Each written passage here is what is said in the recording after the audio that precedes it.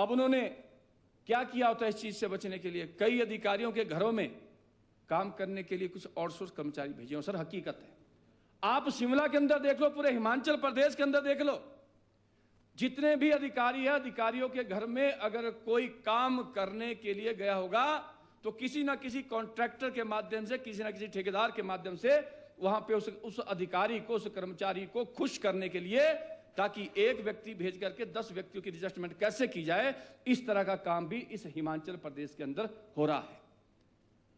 मैं सरकार से एक निवेदन करना चाहूंगा, आप आउटसोर्स लेकर के आए, ये कोई बुरी बात नहीं, मैंने पहले भी कहा। आप लोग पीटीए लेकर के आए थे, वो भी कोई बुरी बात नहीं थी।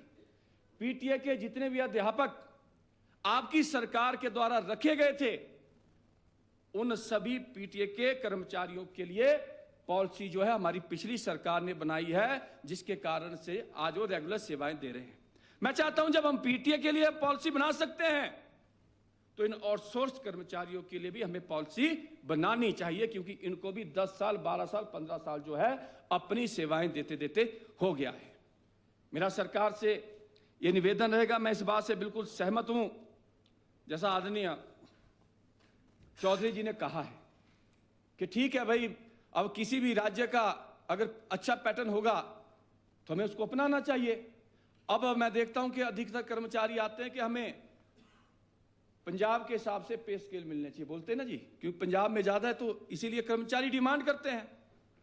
अब मुझे लगता है कि अगर हरियाणा सरकार ने अच्छी पॉलिसी बनाई है, अगर हरियाणा सरकार ने अच्छी पॉलिसी बनाई है, तो मैं समझता हूं कि उसी की तर्ज पर हमारी हिमाचल प्रदेश सरकार भी हिमाचल कौशल रोजगार निगम आने वाले समय में बनाए, और उस निगम के माध्यम से ही ये सारी की सारी भर्तियां हो।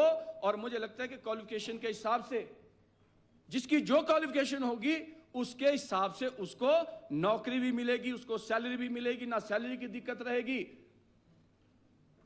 ना सैलरी की दिक्कत रहेगी। और सबसे बड़ी बात है कि ये जो आउटसोर्स कर्मचारी लगे हैं, इनका फ्यूचर इस पॉलिसी के माध्यम से बनेगा, ये मेरा सरकार से निवेदन रहेगा।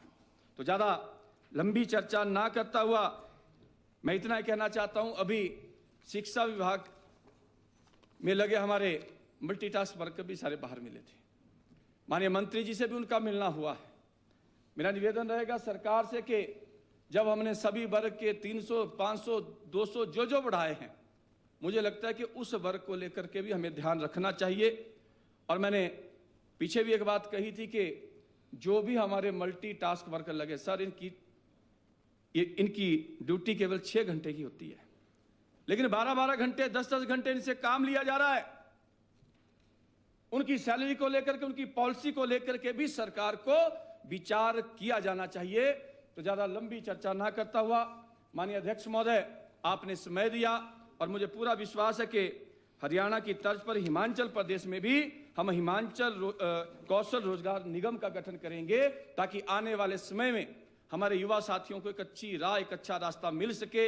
इतनी बातचीत करता हुआ आपने समय दिया, आपका बहुत बहुत धन्यवाद।